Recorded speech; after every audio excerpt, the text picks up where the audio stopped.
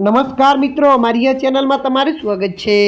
વિશ્વ હજુ કોરોનાના કારણે થયેલા દર્દમાંથી બહાર આવ્યો ન હતો કે હવે વધુ એક ખતરનાક વાયરસે લોકોની ચિંતા વધારી દીધી છે। ચીનમાં ફરી એક નવા વાયરસે લોકોને ડરાવી દીધા છે। ત્યાં ફરી એકવાર આ વાયરસનો ડર જોવા મળી રહ્યો છે। તમને જણાવી દઈએ કે આ વાયરસ બાળકોથી લઈને વૃદ્ધો સુધી દરેકને અસર કરે છે। આ વાયરસથી સંક્રમિત લોકોની સંખ્યા ઝડપથી વધી રહી છે। પરિણામે હોસ્પિટલમાં ભારે ભીડ જોવા મળી રહી છે। ચીનમાં આવેલા નવા વાયરસના લક્ષણો કોવિડ-19 મહામારી જેવા છે। નવા વાયરસનું નામ હ્યુમન મેટાપોમો વાયરસ અથવા HMPV રાખવામાં આવ્યું છે। રિપોર્ટ અનુસાર ચીનમાં HMPV વાયરસ ઝડપથી ફેલાઈ રહ્યો છે। ખાસ કરીને ઉત્તર ચીનમાં ચેપની સંખ્યા વધુ છે।